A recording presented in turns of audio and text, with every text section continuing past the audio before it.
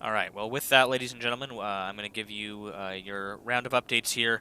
Kind of a mix of the 15th and 16th of March here. I'm going to kind of go through the past 6 to 12 hours of updates. There's a couple things from the 15th yesterday that I want to speak to as well. But we're going to go through now, and I'm going to try to get everybody up to date on the situation that is going on here in Ukraine. So, first of all, the big headline is that today, 9 a.m. Eastern Standard Time, Zelensky will be addressing U.S. Congress as Russian forces look to encircle the capital. Again, we've all morning here, we've been watching bursts of fully automatic gunfire, semi-automatic gunfire. We've been hearing kind of a mix between small and large arms being exchanged in the distance here, but it sounds like the gunfire is getting slowly kind of closer to the city. You can tell it has been intensifying. And we've also been hearing some fairly large explosions. Earlier we heard what sounded to be either mortar or some shelling off in the distance. And just a short while ago we heard a fairly large explosion.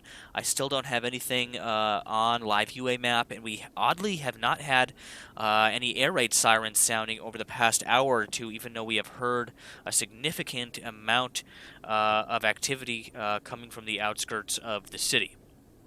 So again, President Zelensky, he's looking to address the U.S. Congress this morning. That's going to be over live stream.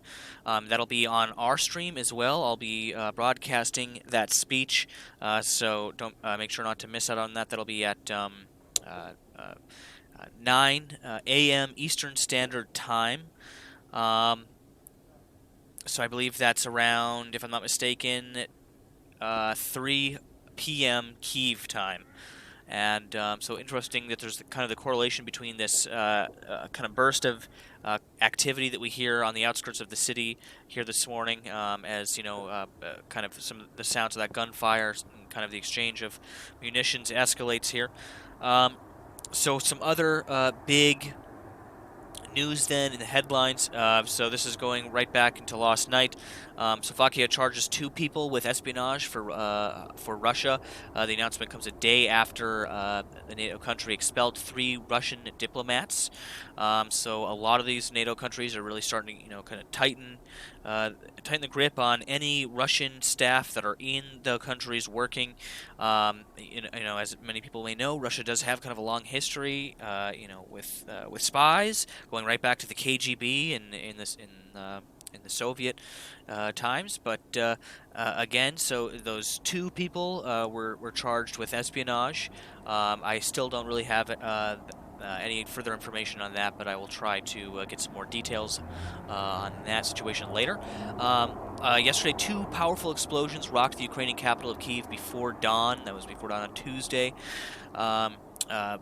Again, there's been kind of a continuation of targets hit in Kiev. In fact, if I scroll down here in live UA map, I'll show you just earlier this morning, this was 4 hours ago, 2 residential apartment blocks were damaged as a result of Russian shelling targeting Kiev. And so we've seen kind of a pattern of them shelling heavily in the morning and hitting quite a few residential targets. Russia fires an official who said last week that China had refused to supply Russian airlines with aircraft parts in the wake of Western sanctions. Again, there's been a heightening of kind of the sanction activity, and we're starting to see kind of the results of that, and how the Russian government is starting to behave, and also we're kind of starting to see how China is starting to react to this situation. Going forward here, Ukraine appealed for a global army of IT experts to help in the battle against Putin, and as many as 300,000 volunteer hackers are coming together to answer that call, including we have some people over in our community as well that are pitching in to the war effort in that regard. The UK and the EU have stepped up sanctions on Russia. The UK announces 350 new sanctions listings under its Russian sanctions regime, and 9 new listings under its cyber sanctions regime. So again, a continuation of them looking to up the up the ante when it comes to these sanctions and kind of the financial pressure they're putting on Moscow. SLAVA publishes a video with captured Javelin ATGMs, Panzerfaust 3 RPGs, and IGRA manpads, which were captured by Russian paratroopers from the armed forces of Ukraine.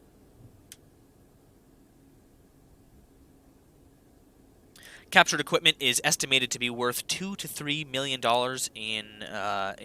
in U.S. dollars.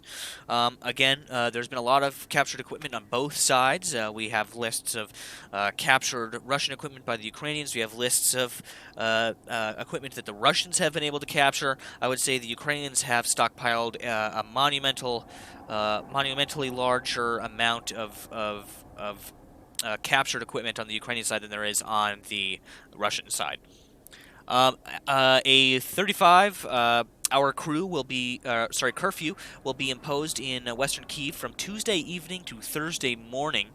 That comes as more saboteurs have been detected inside the city limits, and they're looking to reduce the amount of civilian casualties as well. If people are out on the streets, mistakes can happen. If people are out on the streets, they're more likely to possibly get caught in the crossfire from the advancing Russian forces. So they're looking to keep people out of the streets so they can more easily identify saboteurs, and B, keep people safe from getting caught in that crossfire there. Substantial Russian naval forces, including landing ships, have been seen advancing on Odessa today via satellite imagery. Those satellite images again were from yesterday evening, and from this morning we have further reports that those Russian naval ships are now in position around Odessa. Again, they've been kind of flip-flopping back and forth between going back to port in Crimea and then getting going back out and getting in position, but then the weather gets bad, and they can't do it, so they get called back to the ports again. And so they've been kind of going through this process for about a week or two now, as the weather hasn't really been in the favor of the Russian military down there in the Black Sea. But now they are in position and along the coast of Odessa there, and they are looking to possibly launch that assault on Odessa. So we're keeping a close eye on Odessa at this time.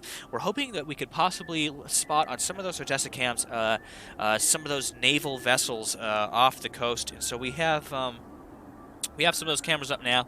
We have people keeping an eye on that situation, and hopefully we'll be able to get some eyes on those Russian vessels that are outside the city.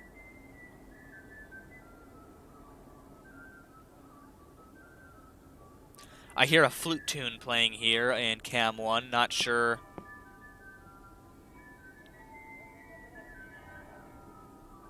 Not sure what that is, but that's pretty amazing.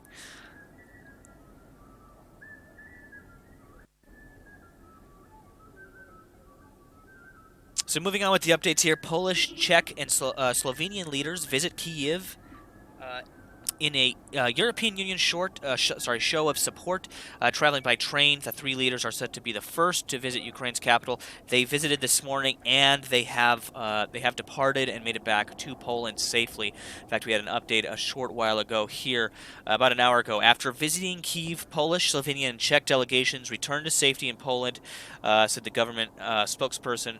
Now, again, right when we saw that report come in, we heard all of this gunfire start on the outskirts of the city. We heard all these explosions a short time ago. It's interesting. For a minute there, we didn't see hardly any activity at this checkpoint. We didn't see a lot of cars after that large explosion, but now we're seeing some people come back. And it's also odd to me that they didn't play the air raid siren before those explosions landed. I'm not exactly sure what those explosions were caused from, but they sounded very close, and we could hear they set off car alarms within hearing distance of our camera. So that had to have been, maybe maximum distance a mile out, maybe 2 miles out, to set off a car alarm. Unless if it's a very big explosion, possibly could have been a little farther up, but it sounded pretty close.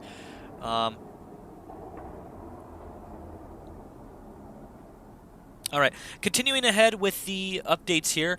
Again, we just commented on how that delegation there, that NATO delegation, left. The Polish, Czech, and Slovenian leaders in Kiev. Again, sorry, just to correct myself, I don't believe that's a NATO delegation. It's just a political delegation, again, of those Polish, Slovenian, and Czech delegations that went to Kiev. And again, I reiterate that they have left by train and they've made it back to Poland. NATO Secretary General Jens Stoltenberg holds a live news conference, once again condemning Russia. That was yesterday. I believe, I'm not sure if, I don't remember if we had that up on screen for you guys or not, but I did get a debriefing on that. It was just kind of kind of a repeat of the same things they've been saying. They're condemning the actions of Russia, and they're bolstering the readiness of NATO forces in the region. Another update here, number of people fleeing Ukraine tops 3 million now, up from 2.5, I believe, when I last was reported. So that's another, that's when I last reported. So that's about 500,000 people that have left in a very short time span. Again, those numbers are thought to be a lot larger than that. There are a lot of people that have also fled into Russia. I don't believe those numbers are being counted in this. And there's people fleeing into Belarus, into a lot of other countries. There's people that left before the invasion started because they saw, this coming. So I believe there is a lot. There's a lot of that number. I believe is underestimated. U.S. issues new sanctions on the Belarusian president Lukashenko, who has allied with Russia in its war against Ukraine. Again, we haven't seen 100% proof yet that they're going to be getting troops on the battlefield in Ukraine yet. If Belarus is going to be sending troops in, however, we do know that they are continuing to support Russia, and they've vocalized that. Again, I think when we see Belarus fully mobilize its forces, that'll be a big deal. Definitely within the realm of possibility, though. So do not. I would definitely not rule that out. Somebody said, Sarah actually asked, "Hi, I have a question. How did the delegation get to Kiev and back to Poland so fast, though? It takes 14 hours from Brasov to Ukrainian border. What kind of trains do they have?" Well, I believe they probably took flights to the border. But then again, I don't know. I think they rode trains. I know from Lviv to Kiev. I'm pretty sure. I'm not too sure on the specifics though. But yeah, I did also. I noticed it was quite fast that they got in and out of the country. I mean, it is a war zone, so of course they did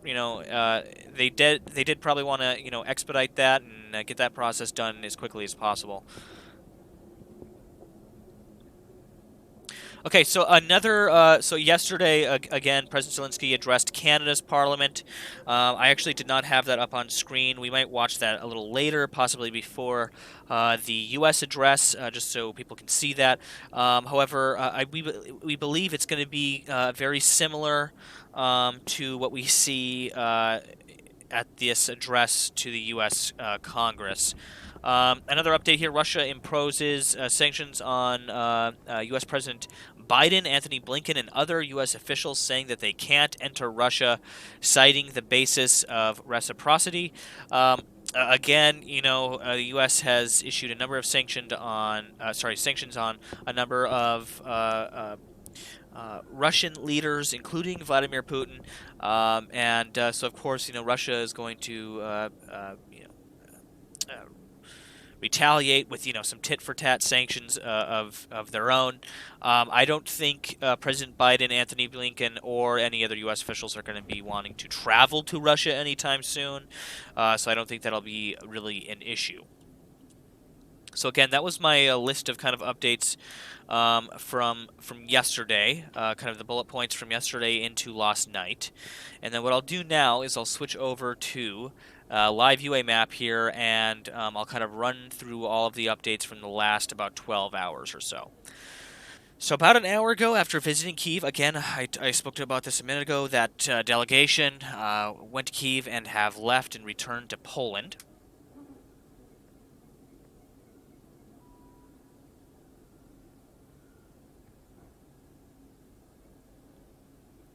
About an hour ago, Russian missile shot down over Cherkasy region. That's right here and smack dab in the middle of Ukraine, right along that MO5 highway. You can see a picture of some of the missile debris there. 2 hours ago, over 3,207 vehicles with over 3,000 people, including 772 children, were evacuated from Mariupol to the Zaporizhia overnight. So they're really trying to get people out of the city. The remaining folks that are there, they're trying to get them out and as far west as they can possibly go. There's a video here. Hoping it will embed. I don't think it's going to embed, so we might have to open it up here.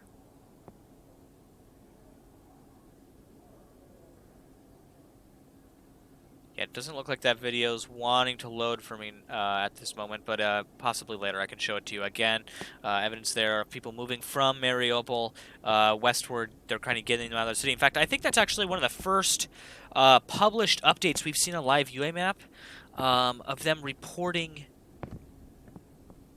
evacuations at night, and especially in that large of a convoy. That's a lot of people. Very risky moving at night in a war zone like that. So, I mean, yeah, they must have, saw their opening and took it. Glad to hear that they were able to get people out of that city of Mariupol, though, because as you can see on the map here, they are all but surrounded by the Russian forces here, and getting people out of that city before those Russian forces go to engage the Ukrainian defenses that are in there is very, very important. 2 hours ago here, Russian missiles targeted Vinnytsia overnight. No information about casualties. Again, this is the second or third strike now we've seen on Vinnytsia near some of these airports here. The Vinnytsia International Airport, which was struck, as well as the Kalnivka air base, I believe, was also struck. We see this report came from the middle of Vinnytsia, though. Again, we don't have clear specific information on this yet. You can see some of the damage from that strike there. This does look like it was what seems to be possibly an airport or some kind of military base here in Vinnytsia. 2 hours ago, big Russian column at the Ushkova Street. Sorry if I'm not pronouncing that right again. Bear with my lack of pronunciation skills. You can see that convoy here on this image, stretching down the road there for quite some distance. That was positioned here on the map. Let me show you. So on the western end of Crimea. Again, if I go over by Odessa here, you can see 20 hours ago, substantial Russian Navy force, including landing ships, advancing on Odessa area, seen at 0947 UTC in satellite imagery. That lines right up with the images we have from Maxar. And so we do have concrete proof. They are in force around Odessa now. Those landing vessels, the amphibious landing vessels, are in that area in attack positions at this time, or getting into attack positions if they're not already in position at this time. So again, and we've also seen heightened levels of activity of Russian troops moving westward.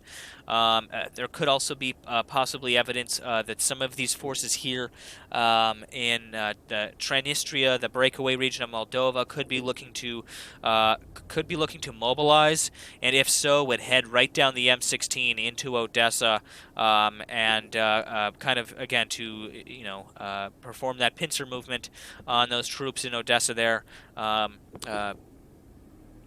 Kind of come up from the 6 o'clock here, and then also hit them from the shores along the southern shore here via an amphibious attack.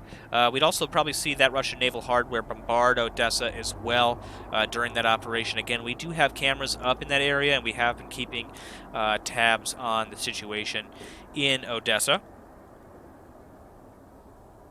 Okay, really quickly, I'm just going to get reset here. Okay, so I believe I was at the column. Yeah, so 2 hours ago, Russian troops kidnapped 6 employees of the Bucha City Council. That's right up northwest of Kiev. There are still people in these areas. There are still, residents that are still living in these areas that have refused to leave. And so, again, we've seen the Russian troops there have kidnapped 6 employees of just the city council in Bucha here, as they probably are going to replace them with some of their own people, as we've seen them do in a couple other cities around Ukraine over the past week now. We've seen kind of an increase in that activity.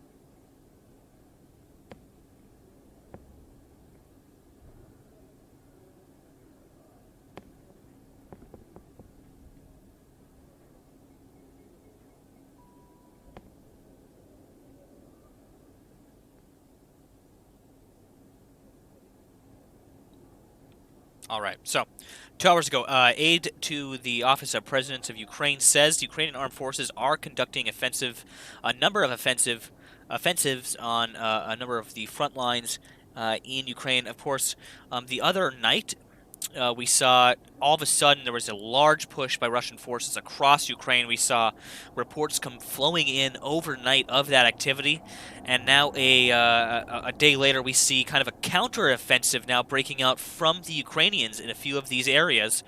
As you can see here, marked by the blue AK-47s that you see on the map.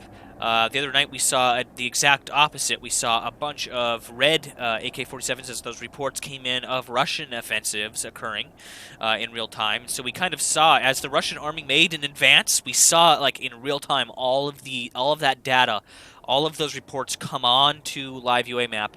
And then now when we're seeing the Ukrainian counteroffensive that occurred today, you see all of these blue AK-47s pop up on the map. I thought that was very interesting, seeing that data correlate to all the reports that we're seeing happening on the ground here. 3 hours ago, Defense Secretary Lloyd Austin has just arrived at NATO HQ for today's defense ministerial. Again, as NATO looks to, bolster support, bolster readiness, get troops and assets and different things into position, into defensive positions. We see this kind of increase of activity there.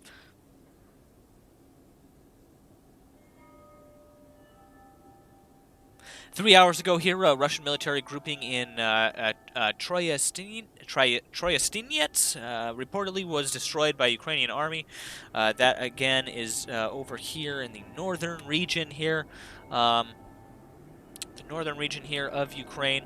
Not too far from the Russian border, which is just along here.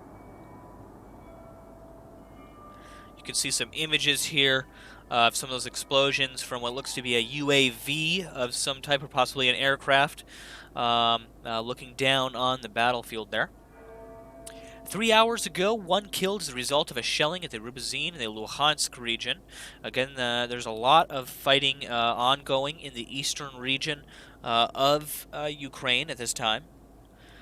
4 hours ago, this was that two residential apartment blocks damaged as a result of Russian shelling targeting Kiev. That was right smack dab in the city center.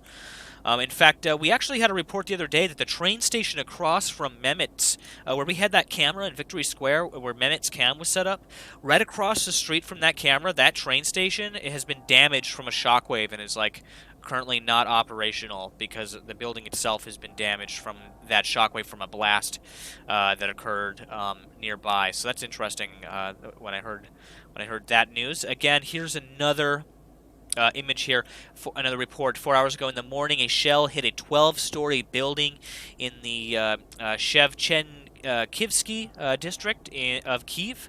According to preliminary information, 2 people were injured, and rescues are working on the site. Again, you can see that image of that building there, and some other images here of the firefighters as they battled that blaze. Again, off in the distance, we saw quite a substantial fire on our Oasis cam here. Cam 2 here in the upper right. We saw a substantial fire earlier today that those Ukrainian firefighters have now put out. 5 hours ago, there's a AT-3125 in North. I have no idea what this report is for. Okay, this is a random report from Chicago. that live UA map. Sorry about that, folks. Live UA map threw us a random report in there, which sometimes happens. All right. 5 hours ago, heavy shelling targeting Severodonetsk. Okay, again in the northeastern region here. We're seeing kind of an escalation of activity by those Russian forces. 5 hours ago, Russian missile strike targeted the Zaporizhia 2 railway station in Zaporizhia. As those rail stations are still active, it's that primary flow of supplies in and out of the area. It's the primary flow of evacuations as well in and out of the area. Unfortunately, now those rails that are getting targeted is going to severely hinder the evacuation efforts of the Ukrainian citizens, the Ukrainian government, as they try to get people out of some of these areas. 5 hours ago, shelling targeted multiple areas in Kharkiv overnight. We saw smoke on some of our Kharkiv cameras earlier in the evening as well. A significant number of reports coming out of Kharkiv over the evening, as you can see here on the live UA map. Here you can see a image again of that destruction there in Kharkiv. I've been saying all week, and I will continue to say, I believe still wholeheartedly, that Kharkiv, unfortunately, is probably the hardest hit city in all of Ukraine when it comes just to the sheer amount of shelling and bombardment that has occurred in Kharkiv. 9 hours ago, a airbase in Kherson, after being hit by Ukrainian forces here. You can see a picture of that fire burning from the air. You can also see a number of military aircraft, military and civilian aircraft in and around the area. This was a military airbase, if I'm not mistaken. In this area here in Kherson. You can see some satellite images here. I believe this is of that fire burning on the ground. 12 hours ago, British intelligence says Russia is redeploying its forces from as far away as the eastern region, the Pacific Fleet, and Armenia. So they're trying to get more boots on ground. They're redeploying people. They're bringing people to Europe. They're bringing people to the theater of war here in Ukraine. And again, we're going to start to see, I think, a ramping up of that activity as Russia looks to get some more boots on the ground here in Ukraine to get this situation under control. 12 hours ago, I believe this was Secretary Blinken. First of all, there's going to be an independent Ukraine, a lot longer than there's going to be Putin. One way or the other, Ukraine will be there, and at some point, Putin will not, said Secretary Blinken. Again, that came right before Russia announced those sanctions on Blinken and President Biden. I thought that was very interesting. 12 hours ago, heavy shelling targeting residential districts in Kharkiv for several hours. Again, that came yesterday as there was a significant amount of activity in Kharkiv and around the nation of Ukraine. 12 hours ago, Poland's Prime Minister in Kiev, after talks with Zelensky, has to grant Ukraine the candidate status as soon as possible. He says he must get defensive weapons. Again, we've seen a lot of effort by Zelensky and the Ukrainian government to secure support and aid from a lot of these other countries. That's why we're seeing kind of like, the delegation, these talks that are occurring. That's why we saw the address to the Canadian government, where we're about to see the address this morning, because things are really heating up there right now. And, as we speak, Russia is moving on Kiev. Russia is moving on Ukraine. It's not going anywhere. There were reports that those forces had stalled, but so is the chaos of an invasion that they would need to take a moment to resupply and to regroup. I would not say that the Russians are stalling permanently. They're as we've heard this morning. They are moving again. They are still fighting in the streets in and around Kiev, in some of these suburbs, as they look to continue to encircle the city. And again, we've seen evidence now that they were running low on troops and assets on the ground there, as they were right from the get-go. But now what we're seeing is they're starting to look to get some other forces from around the world involved. We had those forces from Syria that are possibly getting involved. Belarus possibly will be getting involved, Transnistria, Moldova, the breakaway region there in Moldova possibly getting involved here. They're bringing in a number of militia forces of militia fighters from around the world from various countries. They're getting as many other boots on the ground they can besides actual Russian forces and Russian bodies. We're going to see a continuation of that. When we know things are going to get serious is when we start to see those forces that are being diverted from the eastern regions of Russia that are being diverted right now. Once we see them crossing borders into Ukraine, that's when I think, the Ukrainians might have an issue. However, I believe the Ukrainian forces right now are, they still have, at least for the Russian forces that are on the ground in Ukraine right now, I believe the Ukrainians still have more men, at least more morale at this time, and they have some significant advantages when it comes to the anti-tank munitions that they have. And you can see they've been able to really hold back this Russian advance very well so far. In fact, if we go up and we take a look at Kiev here, it's a very good example. We can see that, of course, they have moved to fully take over now the MO6 in multiple areas. For a while, they had kind of branched out, and there was kind of a pocket in the middle, and now they've really kind of swallowed up this area along that MO6 highway. Most of the supplies, most of the evacuations are happening now to the south again to Kiev, but there's a lot of Russian forces that are in this area that have broken away from the convoy that are still fighting for control over some of this territory here. It's really hard to get an accurate kind of description of really the activity that's going on the ground here, because it's happening every minute. It's happening as we're talking right now. There are pockets of Russian forces, pockets of mercenaries, pockets of saboteurs. There's private military operators and contractors that are all over in this area doing all sorts of different activity. And then not to mention, to the east of the city, we also have this significant Russian force here moving towards Brovary. I know we've been watching a lot of activity near Boristia here, and then Brovary and Borispil. The other night we were watching all sorts of activity happening in the area of the Borispil airport there on our ZetaNet camera that was positioned in I believe Pereslav, if I'm not mistaken, but it was aimed towards the Borispil airport.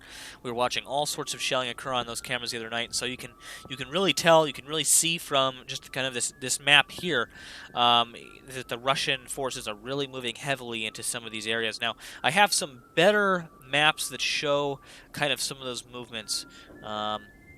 And I will be getting those up on screen. In fact, each day we get kind of updated maps of where some of these Russian force movements are occurring, and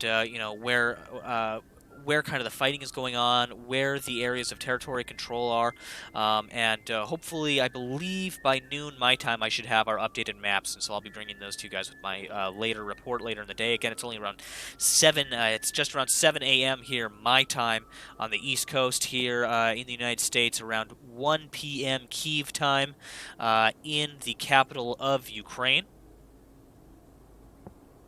So with that, wraps up the last about 12 hours of updates here that are going on in and around Kiev. Stay tuned, guys. We'll be having at 9 a.m. The President Zelensky, the Ukrainian president, will be giving his address to the United States Congress, and we will be having that up on the screen here for you on the live stream. We'll also be bringing you guys a open panel community mic discussion tonight, an official one tonight. We'll also have a couple other open mic discussions over the course of the day, smaller ones that aren't going to be under that official format that we're now running with.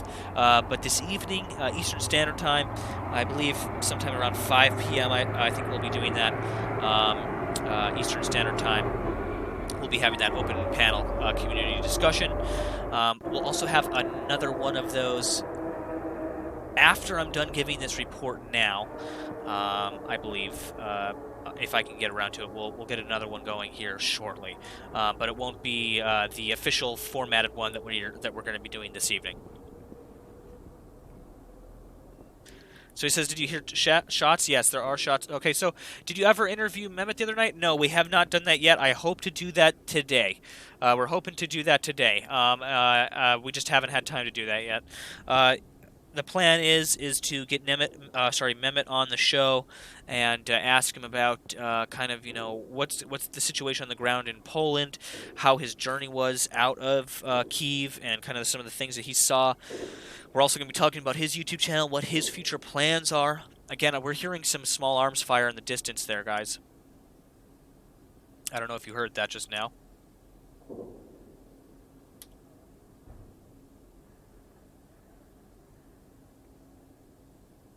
We're definitely hearing today the conflict getting closer to the city. We've been hearing these gunshots and hearing these booms like actually sound physically closer to the microphones over the past few hours.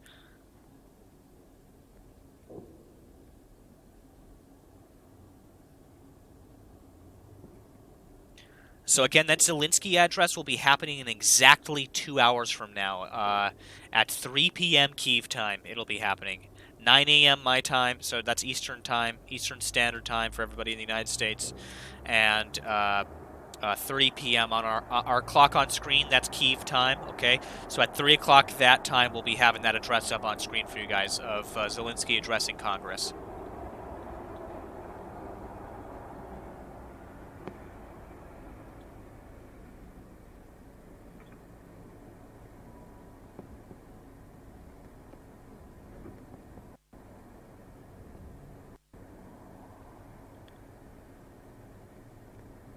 So somebody said, "Can I please clip an interview with the or clip and upload the interviews with Mehmet?" Yes, I will definitely be doing that.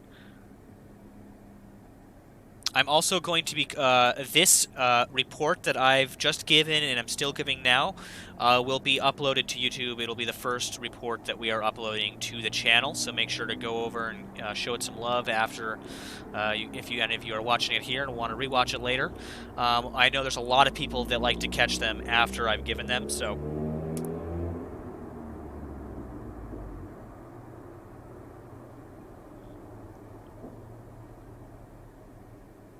Yes, with sound as well, as for the open mic discussions.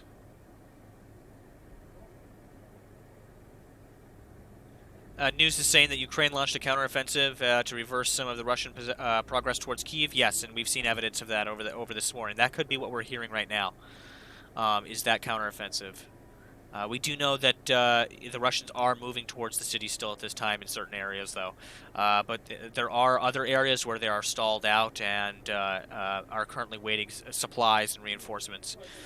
It's a very dynamic situation that's happening on the ground, and it changes hour to hour. Kelly says, will you be doing another update tonight? I'll be doing updates all day. So it's 7 a.m. my time, Eastern Standard Time. I'll be uploading this round of updates. I'm trying to keep the rounds of updates to around 45 minutes to an hour in length. This one so far has been about 40 minutes long.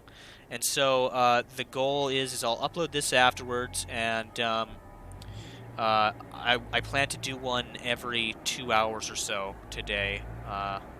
I'll do like an hour update every 2 hours, give or take. However, I'm here the entire time, so I'll be speaking and interacting with you guys. I'm also trying to get some better cameras up here from Odessa. We have a few. I'm trying to see if we can access some others in the city in case some things start to escalate in that region.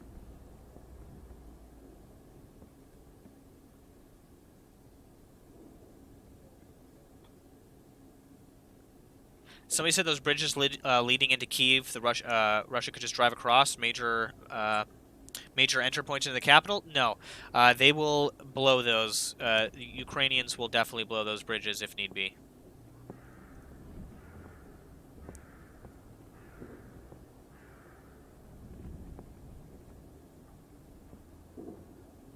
Again, we're hearing small arms fire in the distance.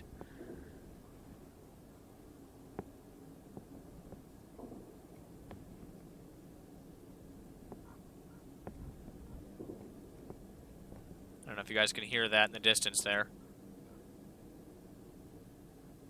We'll also be having the reporter Latrick Pancaster on the show later today. as well as the Mehmet interview. If I can get the Mehmet, if I can get Mehmet on later today, he'll be on today. If we can get him on, we'll also be having Latrick Pancaster on later today though as well.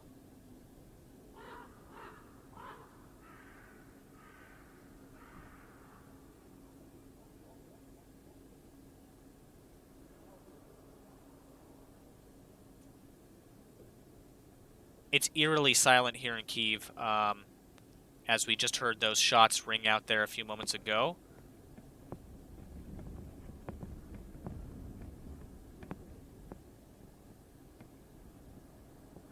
Somebody asked, shouldn't they have blown the bridges already, though? Well, actually, I have. I've talked about this a few times. The Ukrainians don't want to blow all their bridge infrastructure right away, okay? Because that would be counterproductive. If they blow all their bridges right away, then they can't use those bridges for evacuations, for supplies, or anything like that. The only time that they need to blow the bridge is to stop the Russian advance, okay? And to make it harder for the Russians to gain any more territory. But if you still have territory on the other side of that bridge, you don't want to just blow your bridges because you'd strand everybody on the other side. Not to mention you're cutting off your supply lines.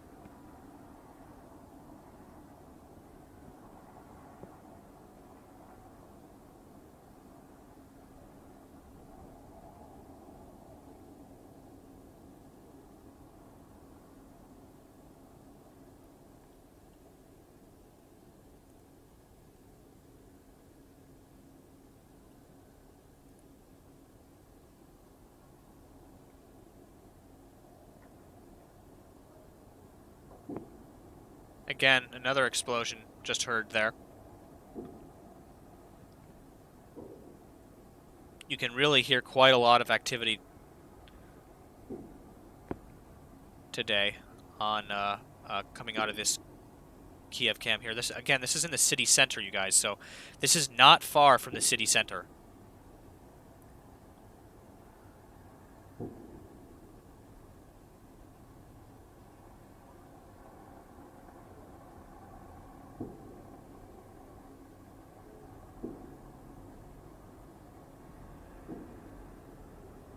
Again, I was giving my report there, and we've now been interrupted by sounds of gunfire, small arms fire, and large arms fire out in the distance here on the outskirts of Kiev.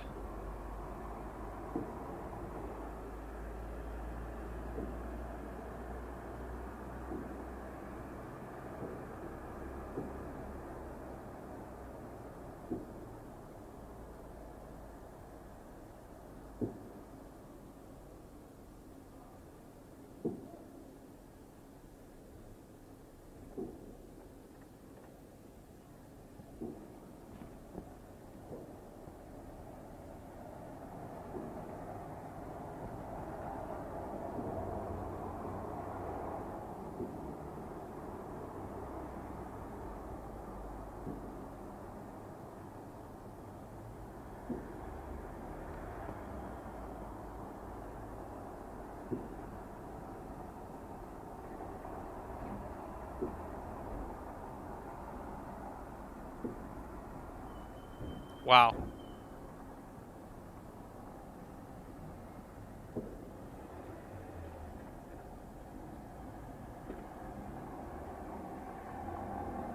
Yeah, we're just hearing a lot of repetitive artillery fire coming in here. Yeah, somebody said it sounds like maybe outgoing. It could be outgoing artillery. It could be also small arms fire that's just closer into the city, maybe.